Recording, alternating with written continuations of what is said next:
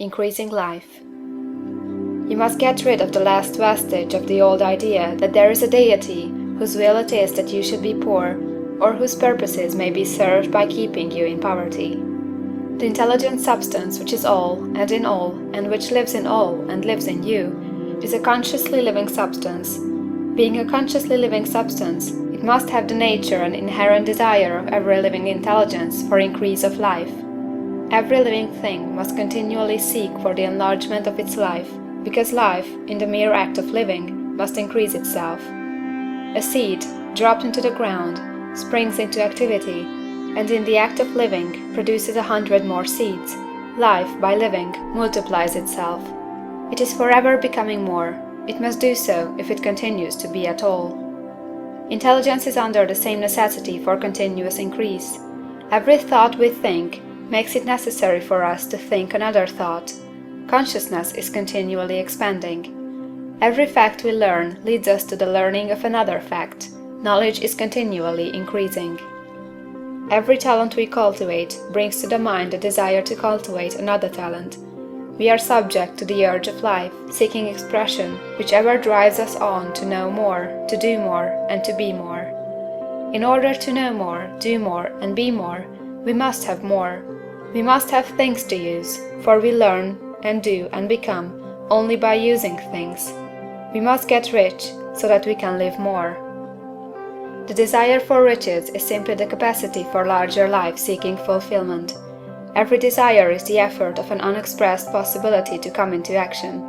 It is power seeking to manifest which causes desire. That which makes you want more money is the same as that which makes the plant grow. It is life, seeking fuller expression. The one living substance must be subject to this inherent law of all life. It is permeated with the desire to live more. That is why it is under the necessity of creating things. The one substance desires to live more in you, hence it wants you to have all the things you can use. It is the desire of God that you should get rich. He wants you to get rich, because he can express himself better through you if you have plenty of things to use in giving him expression. He can live more in you if you have unlimited command of the means of life. The universe desires you to have everything you want to have. Nature is friendly to your plans. Everything is naturally for you. Make up your mind that this is true. It is essential, however, that your purpose should harmonize with the purpose that is in all. You must want real life, not mere pleasure of sensual gratification. Life is the performance of function, and the individual really lives only when he performs every function, physical, mental, and spiritual, of which he is capable, without excess in any. You do not want to get rich in order to live swinishly, for the gratification of animal desires. That is not life. But the performance of every physical function is a part of life, and no one lives completely who denies the impulses of the body a normal and healthful expression. You do not want to get rich solely to enjoy mental pleasures, to get knowledge, to gratify ambition, to outshine others, to be famous. All these are a legitimate part of life, but the man who lives for the pleasures of the intellect alone will only have a partial life, and he will never be satisfied with his lot. You do not want to get rich solely for the good of others, to lose yourself for the salvation of mankind, to experience the joys of philanthropy and sacrifice. The joys of the soul are only a part of life, and they are no better nor nobler than any other part. You want to get rich in order that you may eat, drink, and be merry when it is time to do these things, in order that you may surround yourself with beautiful things, see distant lands, feed your mind, and develop your intellect, in order that you may love man and do kind things, and be able to play a good part in helping the world to find truth. But remember that extreme altruism is no better nor nobler than extreme selfishness. Both are mistakes. Get rid of the idea that God wants you to sacrifice yourself for others, and that you can secure His favor by doing so. God requires nothing of the kind. What He wants you is that you should make the most of yourself, and for others. And you can help others more by making the most of yourself than in any other way. You can make the most of yourself only by getting rich. So it is right and praiseworthy that you should give your first and best thought to the work of acquiring wealth. Remember, however, that the desire of substance is for all, and its movements must be for more life to all. It cannot be made to work for less life to any, because it is equally in all, seeking riches and life.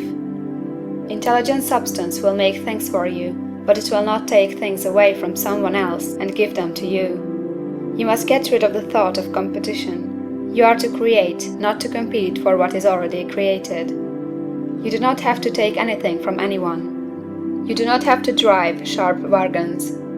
You do not have to cheat or to take advantage. You do not need to let any man work for you for less than he earns.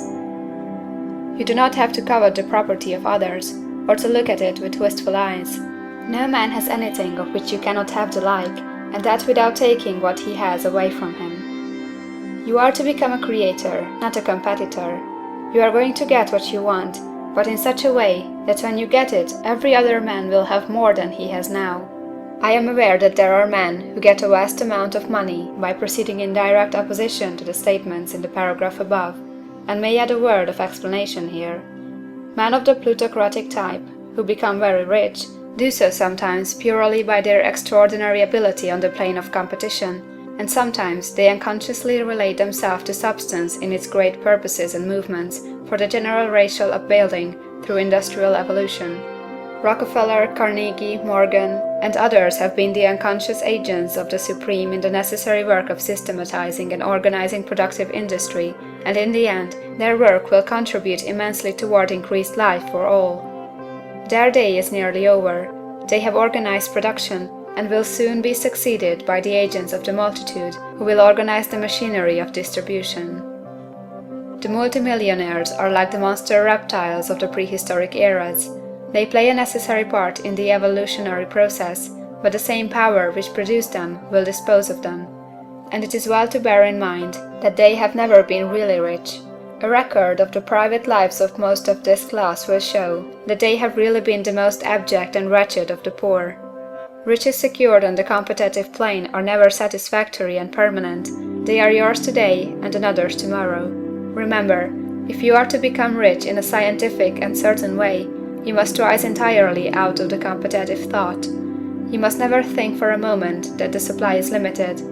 Just as soon as you begin to think that all the money is being cornered and controlled by bankers and others, and that you must exert yourself to get laws passed to stop this process and so on, in that moment you drop into the competitive mind, and your power to cause creation is gone for the time being. And what is worse, you will probably arrest the creative movements you have already instituted. Know that there are countless millions of dollars worth of gold in the mountains of the earth, not yet brought to light. And know that if there were not, more would be created from thinking substance to supply your needs.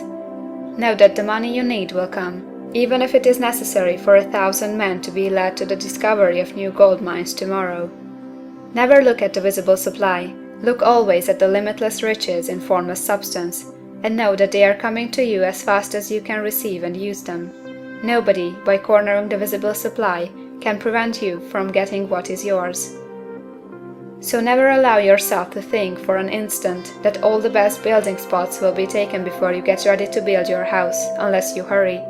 Never worry about the trust and combines, and get anxious for fear they will soon come to own the whole earth. Never get afraid that you will lose what you want because some other person beats you to it. That cannot possibly happen. You are not seeking anything that is possessed by anybody else. You are causing what you want to be created from formless substance, and the supply is without limits. Stick to the formulated statement. There is a thinking stuff from which all things are made, and which, in its original state, permeates, penetrates, and fills the interspaces of the universe. A thought, in this substance, produces the thing that is imaged by the thought. Man can form things in his thought, and, by impressing his thought upon formless substance, can cause the thing he thinks about to be created.